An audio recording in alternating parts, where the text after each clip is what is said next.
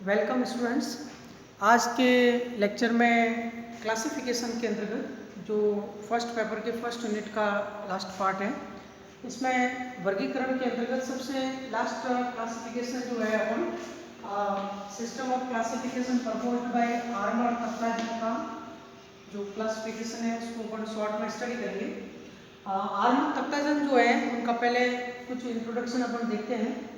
आर्मन तख्ताजन एक Russian botanist हैं और वो 12th इंटरनेशनल बॉटनिकल कांग्रेस जो 1975 के अंदर लेनिनग्राड में संपन्न हुई थी, उनके ये प्रेसिडेंट रहे हुए हैं। और वीएम कोमरोव इंस्टीट्यूट जो लेनिनग्राड में उनके डायरेक्टर रहे हुए हैं आर्मन तख्ताजन। आर्मन तख्ताजन का क्लासिफिकेशन हचिंसन के क्लासिफिकेशन से ज़्यादा फाइलोजेनेटिक माना जाता है। इनका क्लासिफिकेशन स्टार्ट में रशियन लैंग्वेज में पब्लिश हुआ था 1954 के अंदर, और उसके बाद फर्स्ट टाइम 1958 में इंग्लिश ट्रांसलेशन किया गया। और उसके बाद में अंतिम जो क्लासिफिकेशन जो था कंप्रिहेंसिव सिस्टम ऑफ क्लासिफिकेशन, जो कि इनका पब्लिकेशन था diversity and classification of flowering plants. ये इनका पब्लिकेशन है diversity and classification of flowering plant, यानी पुष्पीय पादपों का वर्गीकरण और उसकी विभिन्नताएं हैं। इसके अंतर्गत 1997 में ये क्लासिफिकेशन पब्लिश हुआ था और उनका क्लासिफिकेशन है वो फैमिली लेवल तक का था। He classified plants up to family levels, और उसके अंदर क्लासिफिकेशन के अंतर्गत देखिए उनका क्लासिफिकेशन फ्लावरिंग प्लांट यानी एंजियोस्पर्म का से संबंधित था। और उन्होंने जो फोकस जो किया वो फाइलोजेनेटिक रिलेशनशिप पे किया, अर्थात जो जॉन हचिंसन के सिस्टम से भी इनका सिस्टम है वो अधिक फाइलोजेनेटिक है। उनके सिस्टम में उन्होंने कुछ एम्ब्रियोलॉजी और एनाटॉमी से रिलेटेड जो स्ट्रक्चर है उनको इनकॉर्पोरेट किया है, जो कैरेक्टर्स को, और जिसके अंतर्गत जो काफ़ी चेंजेस किए गए जो अपन आगे देखेंगे। आर्मन तख्ताजन ने एंजियोस्पर्म को मैग्नोलियोफाइटा के अंदर क्लासिफाई किया। उन्होंने जो भी आर्टिफिशियल जो ग्रुप्स थे पॉलीपेटली, गेमोपेटली, मोनोक्लेमाइडी, आर्बोरी, हर्बेसी, आर्बोरिसी, ये सारे को एबोलिश करके एक डिवीजन का दर्जा दिया जिसमें मैग्नोलियोफाइटा, जिसके अंदर सभी एंजियोस्पर्म को उन्होंने रखा। और मैग्नोलियोफाइटा को दो क्लास में डिवाइड किया, और जिसके अंतर्गत क्लास फर्स्ट जो है वो मैग्नोलियोप्सिडा, क्लास का जो एंडिंग है वो आईसीबीएम के रूल्स के अकॉर्डिंग ऑप्सिडा लगता है, तो मैग्नोलियोप्सिडा के अंदर डाइकोटिलेडनस प्लांट को रखे गए। एंजियोस्पर्म के डाइकोट को, द्विबीजपत्री पादपों को मैग्नोलियोप्सिडा में रखा और एक बीजपत्री पादपों को लिलियोप्सिडा के अंदर रखा गया, मोनोकोट को। तो ये डिवीजन मैग्नोलियोफाइटा के अंतर्गत दो क्लास मैग्नोलियोप्सिडा और लिलियोप्सिडा को उन्होंने इनपुट किया है।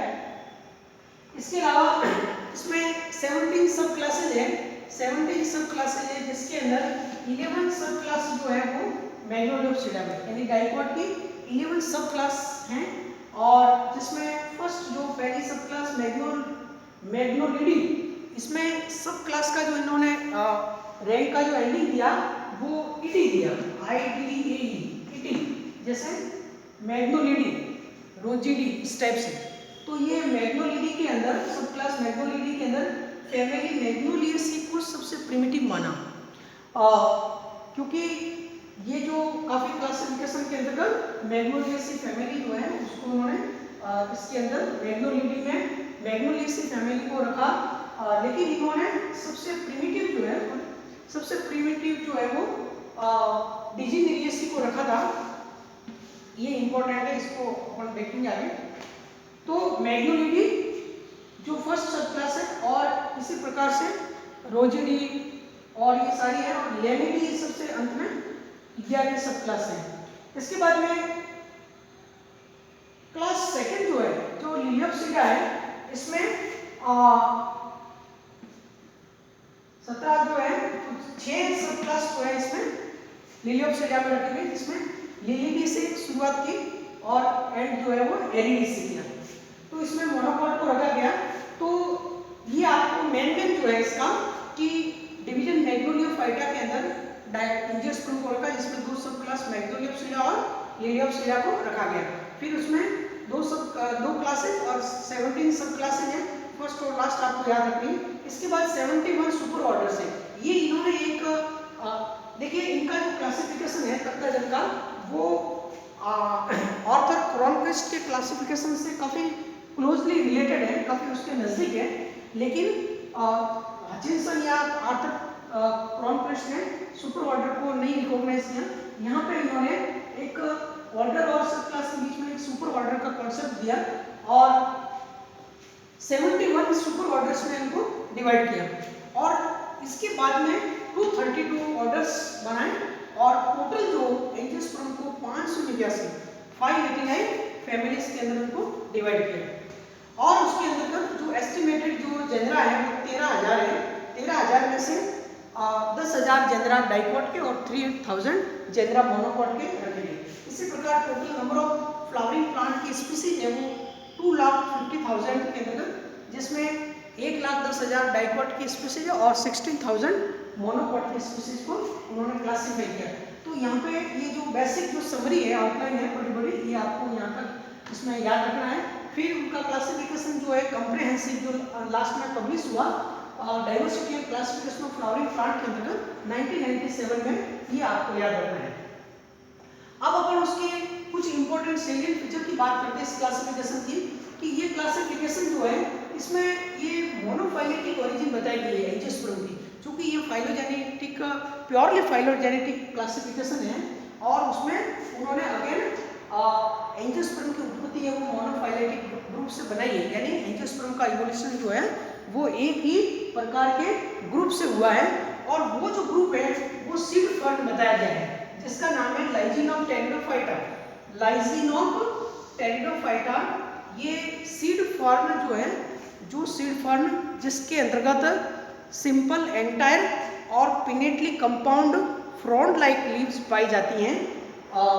प्रिमिटिव जो इसमें एंजियोस्पर्म है जिसमें इन्होंने डिजिनेरियासी को सबसे प्रिमिटिव माना है, तो उनकी जो लीफ है simple entire pinnately compound leaf जो कि सीड फर्न के इक्वल है, इसलिए वहाँ से उनको इन्होंने उत्पत्ति मानी है, जो एक ही ग्रुप है मोनोफाइलेटिक लाइजिनोम टेरिडोफाइटा से। सेकेंड इन्होंने ये बताया न्यूटेनियस ओरिजिन। न्यूटेनियस ओरिजिन के बारे में उन्होंने प्रूफ दिया, एविडेंस दिया, जिसमें ये बताया गया कि कुछ एंजियोस्पर्म प्लांट जो है जिसके अंतर्गत पीडोमॉर्फोसिस की प्रक्रिया पाई जाती है। पीडोमॉर्फोसिस यानी न्यूटेनी का मतलब होता है retention of juvenile characters in adult. यदि किसी एडल्ट प्लांट के अंदर जुवेनाइल कैरेक्टर्स अगर पाए जाते हैं तो ये न्यूटेनी कहलाती है, तो इसे पीडोमॉर्फोसिस भी कहते हैं। तो ये भी कुछ स्पीसीज में पाया जाता है जो उन्होंने एविडेंस बताया। इसके बाद में एंजियोस्पर्म कैसे उत्पन्न हुए इन सीड फर्न से, जिसमें उन्होंने ये एविडेंटली बताया कि लैटिन अमेरिका के अंदर रॉकीज माउंटेन्स के फुट हिल्स में जहाँ पे एनवायरमेंटल स्ट्रेस क्रिएट हुआ, पर्यावरणीय तनाव उत्पन्न हुआ, एनवायरमेंटल चेंजेस आए, जिसके कारण ये एंजियोस्पर्म की उत्पत्ति है वो हुई है। इसके बाद जब उन्होंने बात करते हैं प्रिमिटिव, मोस्ट प्रिमिटिव जो ग्रुप है एंजियोस्पर्म के अंदर, जैसा कि इससे पहले जो मैग्नोलियसी को एंग्ला अपने ग्रुप को माना है, इससे पहले वाले टैक्सोनॉमिस्ट ने, यहाँ पे इन्होंने स्टार्ट में विंटेरेसी को प्रिमिटिव माना था, विंटेरेसी और डिजिनेरियसी साथ साथ, परंतु फाइनली इन्होंने डिजिनेरियसी को सबसे प्रिमिटिव ग्रुप माना है। ये जो डिजिनेरियसी जो फैमिली है, इस फैमिली का एक प्लांट होता है डिजिनेरिया। ये कभी कभार एग्जाम में पूछा जाता है। डिजिनेरिया जो है ये रेरेस्ट प्लांट है और ये पूरे वर्ल्ड में केवल फिजी कंट्री जो है वहाँ पाया जाता है। प्रशांत महासागर में द्वीप है फिजी, वहाँ पे ये डिजिनेरिया नेचुरल कंडीशन में पाया जाता है और उसमें प्रिमिटिव जो कैरेक्टर्स है प्रिमिटिव एंजियोस्पर्म के वो इसमें पाए जाते हैं। तो इन्होंने डिजिनेरियसी को यानी विंटेरेसी से भी ज़्यादा डिजिनेरियसी को मोस्ट प्रिमिटिव माना, परंतु बाद वाले जो वर्कर्स जिन्होंने फिनेटिक इन्फॉर्मेशन को ज़्यादा इंक्लूड किया, जैसे क्रॉनक्विस्ट है, डेलग्रेन है, जिससे यह निष्कर्ष निकाला गया है कि डिजिनेरियसी से भी जो प्रिमिटिव है वो विंटेरेसी, जो वेसललेस एंजियोस्पर्म जिसे कहते हैं विंटेरेसी, या फिर पैलियोहर्ब जैसे आर्बोरिलेसी एक फैमिली है आर्बोरिलेसी, इसके मेंबर पैलियोहर्ब कहलाते हैं जो सबसे मोस्ट प्रिमिटिव माने गए हैं। तो इसको आप एक डीमेरिट के अंदर इसको लिख सकते हो। इसके बाद में angiosperm placed under division Magnoliophyta, इसके अंदर इन्होंने रखा more emphasis given on phylogenetic relationship rather than phenetic information. उनका जो फोकस है वो जाति वृत्ति के ऊपर ज़्यादा रखा गया और फिनेटिक इंफॉर्मेशन को कम इनकॉर्पोरेट किया गया। इनके अंदर उन्होंने फाइलोजेनी के अंदर कुछ नए आइडियाज बताए, जिसके अंतर्गत पॉलन ग्रेन के बारे में पैलाइनोलॉजी का उन्होंने आइडिया दिया कि मोनोकॉल्पेट पॉलन ग्रेन, कोई भी परागण होता है परागकण उसमें एक अगर छिद्र है उसको मोनोकॉल्पेट कहते हैं, वो प्रिमिटिव माना गया है। और उससे फिर ट्राइकॉल्पेट 3 छिद्र वाले पोलन ग्रेन और उसके बाद में पॉलीकॉल्पेट पोलन ग्रेन का निर्माण होता है। इसी प्रकार से अलग अलग जो फ्लावर की एनाटॉमी में सेंट्रीफ्यूगल जो कंडीशन पाई जाती है वो मोर प्रिमिटिव है सेंट्रीपिटल की तुलना में। और भी उन्होंने काफ़ी चेंजेस किए। एक निलंबो जो है, निलंबो जो जीनस हैं, पहले निलंबो को उन्होंने सेपरेट किया।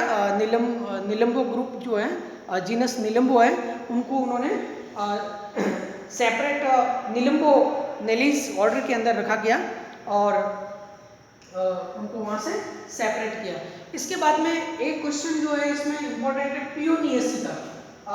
पियोनिया जो है जीनस पियोनिया जो है, पहले के ऑथर्स ने उनको रेननकुलेसी के अंदर पियोनिया ग्रुप को रखा गया था वंश को, परंतु जब आर्मर तख्ताजन ने उनकी जो स्टडी की फिनेटिक इंफॉर्मेशन को इनकॉर्पोरेट किया तो पियोनिया के अंदर 5 बड़े आकार के गुणसूत्र पाए जाते हैं। पहली बात 5 ब्रॉड साइड क्रोमोजोम पाए जाते हैं उनके बेसिस पे।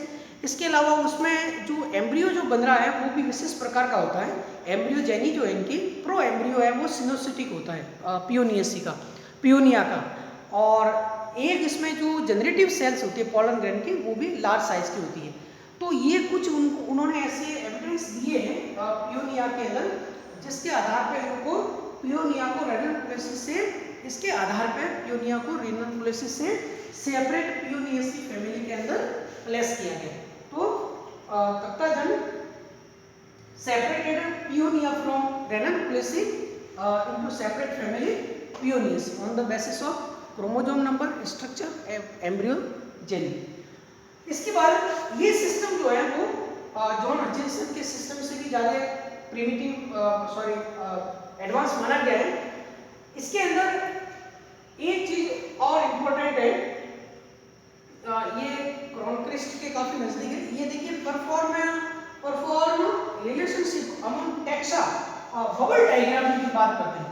इनका जो क्लासिफिकेशन जो है आउटलाइन क्लासिफिकेशन दिया, जिसमें जितनी भी उन्होंने सब क्लासेस दिया जो दिए थे, सब क्लासेस जिसमें जो ऑर्डर सुपर ऑर्डर थे, तो जो एक ग्रुप के थे उनके चारों तरफ एक बबल बनाया और बबल का जो साइज है वो उनके जेनरा या स्पीसीज पे डिपेंड करता है।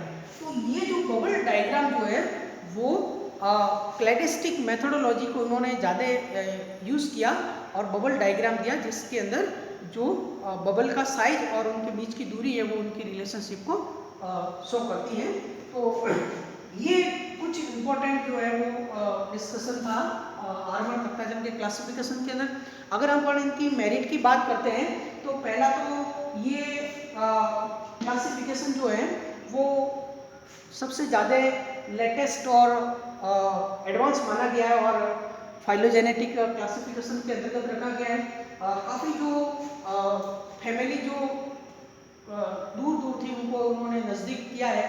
पियोनिया को सेपरेट किया, निलंबो को अलग ऑर्डर्स में उन्होंने प्लेस किया और काफ़ी जो फाइलोजेनेटिक के साथ साथ फिनेटिक इंफॉर्मेशन को भी उन्होंने इनकॉर्पोरेट किया और लेटेस्ट मॉडर्न फॉर्म में क्लासिफिकेशन को उन्होंने रखा गया।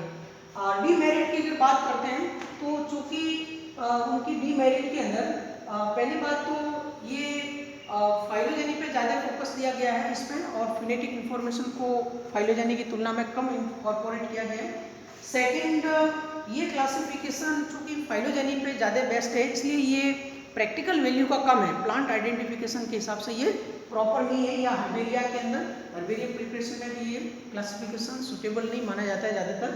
और इसके अलावा ये आपने मेरी जो उन्होंने जो सबसे प्रिमिटिव जो माना डिजेनरियसी फैमिली को, लेकिन लेटेस्ट क्लासिफिकेशन जो है जिसमें सहमति है वो है कि जो विंटेरेसी, जो वेसललेस एंजियोस्पर्म विंटेरेसी और पैलियोहर्ब एम्बोरिलेसी के मेंबर है वो सबसे प्रिमिटिव जो है वो माने जाते हैं।